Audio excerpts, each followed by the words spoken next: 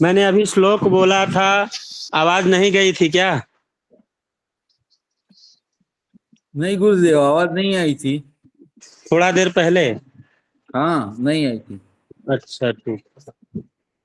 हम लोग तीसरे श्लोक पे पहुंचे हैं और दो श्लोक तो हो गया था। तो दो श्लोक के बाद में हम लोगों को क्या देखना है कि यहाँ पे यह बताया गया है कि कहा गया है पुनः भाग्य योग कारक ग्रह। एक तो भाग्य होता है कि भाग्येश जो होता है नवम भाव का स्वामी जैसा रहता है वैसा भाग्योदय होता है। दूसरा, भाग्योदय कब कहा जाता है कि जब वो योग कारक हो। योग कारक जैसे बताया गया है ना कि केंद्र और त्रिकोण का संबंध हो तो योग पूर्ण योगकारी होते हैं। दूसरा कि कोई अगर कुंडली में राजयोग है तो राजयोग की जब दशा अंतरदशा प्रत्यंतर दशा आती है तो भी एक तरह से कहीं न किसी प्रकार से भाग्योदय होता है। यहाँ पे उन्हीं प्रकार के योगों की ही बात कही जा रही है कि पुनः दोबारा जो है भाग्योदय कैसे होता है। निवसेतां व्ययत्तेन तावुभौ धर्म कर्मणोः एकत्रान्यतरो वापि सचे वसे चेद्योग कारकौ। कह रहे हैं कि नवमेश और दशमेश ये हमने आप लोगों को योग में लिखवाया भी था। राजयोगों के अंतर्गत हमने वैसे ही लिखवाया था, हमारे पास जो नोट्स था उसके अंतर्गत हमने लिखवाया था। वही चीज इसमें भी दिया है कि नवमेश और दशमेश ग्रहों से संबंध के साथ जो होता है वह योग कारक होता है। अब क्या कह रहे हैं, नवमेश और दशमेश दोनों ग्रह चाहे एक ही स्थान पे हो, एक ही जगह या अन्यत्र भिन्न भिन्न स्थानों में बैठे हों, योग कारक भाग योग कारक होते हैं। अन्य अन्य स्थान में मतलब जैसे हमने संबंध आप लोगों को 4 प्रकार के बताए हैं। तो 4 प्रकार के संबंध कौन कौन से हुए? प्रथम, धर्म कर्मणव से सीधा मतलब है धर्म और कर्म। धर्म कौन भाव है? नवम, और कर्म भाव है 10वां। इनका जब संबंध होता है तो पहले कह रहे हैं नवम और दसम भाव के स्वामी ग्रह, जो 9 भाव के और 10वें भाव के स्वामी ग्रह हैं, परस्पर एक दूसरे के घर में हो। अर्थात नवमेश जो है दसम में हो और दशमेश नवम में हो, तो क्या कह रहे हैं, ये प्रथम प्रकार का जो है संबंध हो गया। दसम की राशि और दशमेश नवम की राशि में हो, यह योग नवमेश और दशमेश एक ही स्थान पे, या फिर कह रहे हैं कि नवमेश और दशमेश दोनों किसी दूसरे भाव में एक स्थान में बैठ करके संबंध बना लिए हों। आगे क्या कह रहे हैं, एक ही स्थान में हो और उसके बाद में क्या करें, नवमेश दशमेश की राशि में हो। नवमेश दशमेश की राशि पे हो और दशमेश उनको दृष्टि करता हो। नवमेश जो है दसम भाव में हो या दशमेश की राशि में हो और दशमेश उसको देखते हो, दृष्टि हो। तो तीसरा परस्पर, और परस्पर जो है एक तो हो गया एक दूसरे के स्थान पे, एक हो गया कि कहीं और बैठे हों लेकिन एक दूसरे को नवमेश और दशमेश देख रहे हों। जरूरी नहीं है कि नवम और दसम भाव में ही बैठे हों, एक दूसरे को देख रहे हों, तो यह एक प्रकार का उच्च योग कहा गया है। 4 प्रकार के योग कहे गए। धर्म शब्द से त्रिकोण और कर्म शब्द से दसम ही न कह करके केंद्र भी कहा जा सकता है। केंद्र त्रिकोण में एवं केंद्र त्रिकोणेश केंद्र ग्रह की स्थिति केंद्रस्थ हो तो एक प्रकार का राजयोग होता है। केंद्रेश त्रिकोण में, त्रिकोणेश केंद्र में, केंद्रेश त्रिकोण का परस्पर एक स्थान में बैठना, केंद्रेश त्रिकोणेश परस्पर एक दूसरे को देखना, केंद्रेश त्रिकोणेश परस्पर एक दूसरे के घर में बैठ करके कहीं से दृष्टिपात करना। समझ में आया? यह भाग्योदय कारक होते हैं। नवल जी? जी गुरुदेव। समझ में आया? जी गुरुदेव, बिल्कुल समझ आ गया है। पहले भी मुझे मालूम था इतना तो। हाँ, ये लिखवाया हूं ना, पहले तो ये लिखवा दिया हूं। अब क्या कह रहे हैं? सुंदर भाग्य योग। सुंदर, अभी वहां पे क्या कहे? पुनः भाग्य योग। और ये तीसरा क्या कह रहे हैं? अगले श्लोक में कह रहे हैं सुंदर भाग्य योग। अच्छा जो है भाग्य योग की बात कह रहे हैं। त्रिकोणाधिप योर्मध्ये संबंधो येन केनचित् बलिनः केन्द्रनाथस्य भवेद्यधि सुयोगकृत। बलवान केंद्रेश का त्रिकोणेश से संबंध। यहाँ पे पिछले में नवमेश और दशमेश की बात आ रही थी।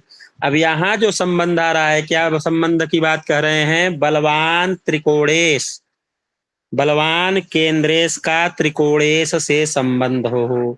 बलवान केंद्रेश कैसे होगा? बताइए कोई लोग, बलवान केंद्रेश कैसे होंगे? 10वें भाव का जो मालिक है वो। 10वें भाव का मालिक है जो, वो भी, या फिर जैसे कि मुख्य भूमिका में हो ना। मुख्य भूमिका मतलब जो पूर्ण युगकारी हैं। पूर्ण युगकारी कौन होंगे? जैसे शनि मान लीजिए चौथे और पांचवें के मालिक हो गए तो पूर्ण युगकारी हो जाएंगे, बलवान हो जाएंगे ना। जी गुरुदेव। तो यहाँ तो केंद्र के स्वामी मान लीजिए शनि चौथे भाव के भी मालिक है, पांचवें भाव के। तो शनि केंद्र में बलवान हो गए। बलवान केंद्रेश का त्रिकोण से संबंध हो तो अब यह, जैसे आप यह देखिए कि तुला लग्न की कुंडली, जैसे हम आपको बता रहे हैं, जैसे आप चौथे और पांचवें की बात हम कर रहे हैं, तो लग्न जब होगा तुला, तभी चौथे पांचवें में मालिक शनि बैठेंगे। तो यहाँ पे चौथे भाव के मालिक जो है शनि हो गए और 9वें भाव के मालिक बुध हो गए। बुध और शनि दोनों एक साथ हो जाएं, बलवान केंद्रेश हो गया और त्रिकोणेश बुध हो गए, दोनों साथ में हो गए, उनका संबंध हो गया। या एक दूसरे को देख रहे हैं, या एक दूसरे के घर में बैठे हैं, या एक दूसरे पे परस्पर दृष्टि हो। हाँ ठीक है। जी गुरुदेव। क्या कह रहे हैं? पंचम नवम भावाधीश ग्रहों में किसी एक के, पंचम और नवम कह रहे हैं, तो पंचम नवम त्रिकोण दोनों आ गया। भावाधीश ग्रहों, भाव के जो अधीश, जो उसके मालिक हैं, भाव के स्वामी हैं ग्रह में किसी एक ग्रह के साथ यदि बलवान लग्न, लग्न भी केंद्र है, लग्न चतुर्थ सप्तम और दशमेश में, चारों केंद्र की बात कह रहे हैं कि बलवान चतुर्थ सप्तम, लग्न चतुर्थ सप्तम और दशमेश में किसी एक से संबंध, जैसे पिछले में बताया गया कि किन प्रकार के 4 योग संबंध होते हैं, तो वही किन्हीं यदि एक में से किसी का संबंध हो, ऐसी स्थिति में सुयोग कारक ग्रह कही जाती है। ऐसी जन्म कुंडली में जातक को विशेष भाग्यवान कहा जाएगा। ऐसी कुंडली में जातक को विशेष भाग्यवान कहा जाएगा। क्या तो जी कुछ कहे जी? नहीं गुरुदेव, मैंने नहीं बोला। अब जैसे कह रहे हैं कि कृतोदाहरण, एक उदाहरण के तौर पे बता रहे हैं कि जैसे चतुर्थेश, चतुर्थ का बृहस्पति मान लीजिए हो जाए, और नवमेश में सूर्य, नवम भाव का मालिक सूर्य हो जाए, और नवमेश सूर्य और बृहस्पति जो है कौन हो जाएंगे, चतुर्थेश। नवमेश चतुर्थ में और चतुर्थेश नवम भाव में, वही हमने आपको बताया अभी कि नवमेश चतुर्थ भाव में और चतुर्थेश नवम भाव में बैठ जाएं तो यहाँ पर एक दूसरे के साथ में क्या होंगे, भाग्योदय के कारक हो गए, उत्तम भाग्य योग की प्राप्ति हो जाएगी। इसमें किसी भी प्रकार का सोचने योग्य कार्य नहीं है। ये हो गया नवल जी, आगे बढ़ें। गुरुदेव जी, गुरुदेव श्लोक नंबर कौन सा है गुरुदेव ये? श्लोक नंबर 4 था, चौथा अध्याय। योगाध्याय में 4। जी जी गुरुदेव। अब क्या कह रहे हैं, 5वें में कह रहे हैं योग कारक ग्रह, योग कारक ग्रह दशा समय विचार। जो योग कारक ग्रह हैं उनके दशा के समय का विचार करने की बात कह रहे हैं। संबंध रहित शुभोदयक कारक ग्रह की स्थिति भी शुभ फल, जो शुभ कारक योग आपकी कुंडली में बने हुए हैं उनकी दशा अंतरदशा जब आएगी तो वो आपको शुभ फल ही प्रदान करेंगे। योग कारक ग्रह हमने बताया कि जो युगकारी हैं, जैसे पंचमेश और नवमेश, केंद्र और त्रिकोण अगर हैं तो योग कारक होते हैं। योग कारक ग्रह स्थितियों में यदि संबंध रहित शुभोदय कारक की दशा में भी अगर शुभ जो कारक ग्रह हैं उनकी दशा में भी यदि योग कारक ग्रह की अंतरदशा और दूसरे ग्रह की प्रत्यंतर दशा में भी शुभ योग से फल की प्राप्ति होती है। जैसे किसी दूसरे की भी महादशा चल रही है, उसमें केंद्र और त्रिकोण, केंद्रेश की अंतरदशा आ जाए और त्रिकोणेश की प्रत्यंतर दशा आ जाए तो उस समय भी क्या कह रहे हैं, योग कारक होंगे, वह भाग्य योग के कारक होंगे, भाग्य में वृद्धि करेंगे, भाग्य को अच्छा करेंगे। शुभ ग्रह की दशा में ही योग कारक अन्य ग्रहों का अंतरदशा प्रत्यंतर दशाओं की ही में ही शुभ की फल की प्राप्ति होती है।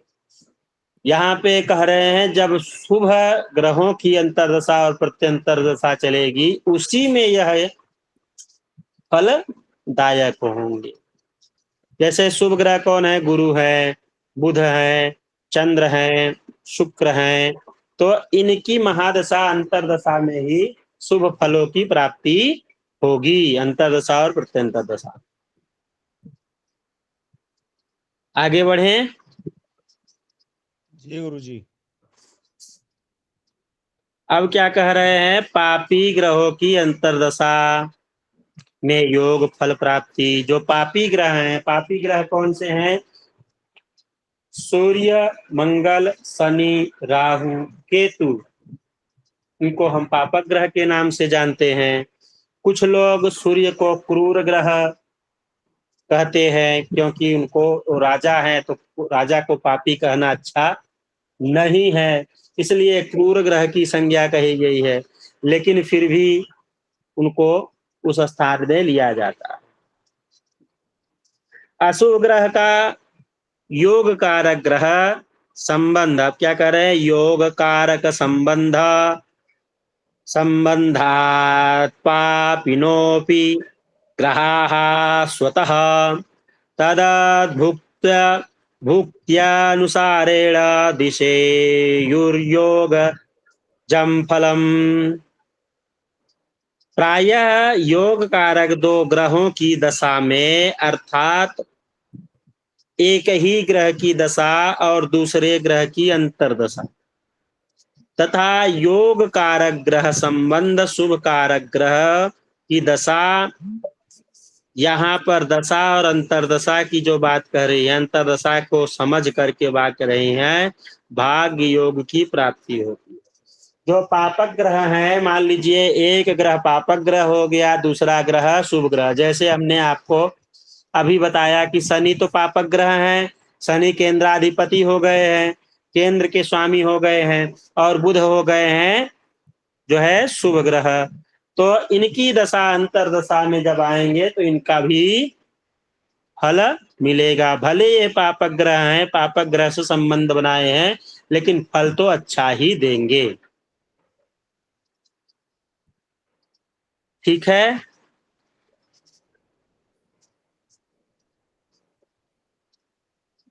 आगे बढ़ें। जी गुरुदेव। अब कह रहे हैं कि सर्वोपरि राजयोग, सो सबसे अच्छा सभी से उच्च राजयोग की बात कहे हैं, वह कह रहे हैं केंद्र त्रिकोणाधिपयोर ये योरे कत्वे योग कारकौ अन्यत्रिकोणपतिना संबंधो यदि किम परम। कह रहे हैं कि उक्त राजयोगों में भी सर्वोत्कृष्ट राजयोग को बताया जा रहा है।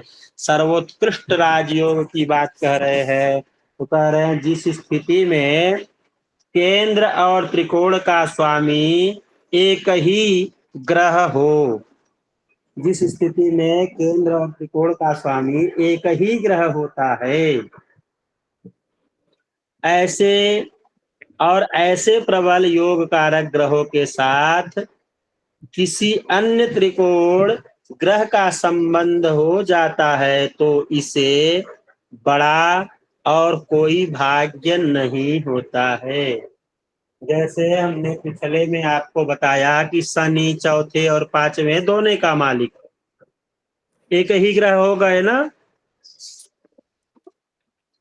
जी गुरुदेव, जी, ये कारक हो गए। एक ही ग्रह हो गए, केंद्र और त्रिकोण के मालिक दोनों शनि हो गए। जी। अब शनि के साथ में नवमेश जो है दूसरा केंद्र त्रिकोण का स्वामी, दूसरे त्रिकोण का स्वामी कौन है? बुध हो गया। तो बुध का संबंध अगर इनसे हो जाएगा तो इससे उत्तम राजयोग कुछ भी नहीं है। ठीक है, इससे बड़ा और कोई भाग्य नहीं होता। अथवा केंद्रेश एक ही ग्रह के साथ त्रिकोणेश अन्य किसी ग्रह का संबंध हो तो भी उत्तम भाग्योदय कारक होता है। अब जैसे मान लीजिए कोई केंद्रेश अलग हो गया, कोई केंद्रेश अलग हो गया, उसके साथ में दोनों त्रिकोण का स्वामी बैठ गया ना, दोनों त्रिकोण का स्वामी पंचम और नवम दोनों भाव का स्वामी अगर वहां पे बैठ गया तो यह भी उत्तम भाग्य कारक कहा गया है, उत्तम भाग्य योग होता है। ऐसे योग को सर्वोत्कृष्ट राजयोग भाग्य योग कारक कहा गया है। जैसे उदाहरण में क्या कह रहे हैं, वृष लग्न में नवमेश दशमेश शनि, यहाँ पे हम तुला लग्न की बात कर रहे थे और वही चीज यहाँ पे इन्होंने भी बात किया है कि वृषभ लग्न हो, नवमेश दशमेश शनि हो जाएंगे कारक ग्रह। दशा में पंचमेश जो है बुध, यहाँ पे बुध को अब इस तरफ ला दिए तो दोनों स्थिति में बुध जो है त्रिकोण के स्वामी होंगे। बुध ग्रह की अंतरदशा आदि से संबंध उत्तम शुभोदय योग होता है।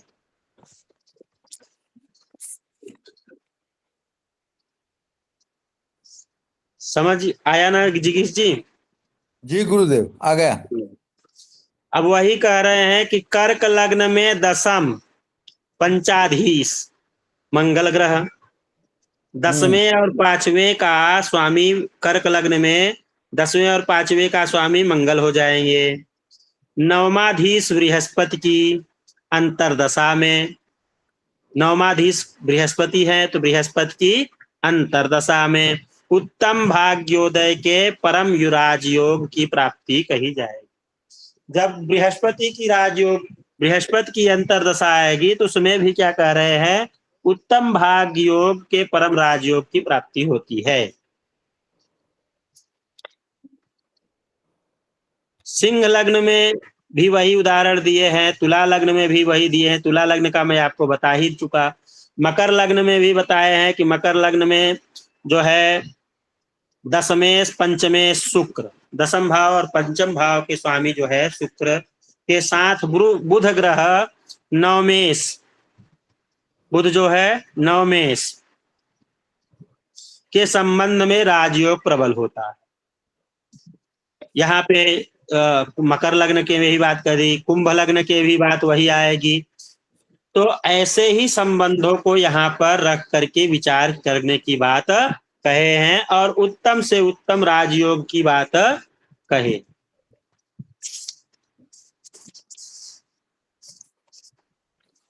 यहाँ तक रखते हैं। 3-4 श्लोक हो गया,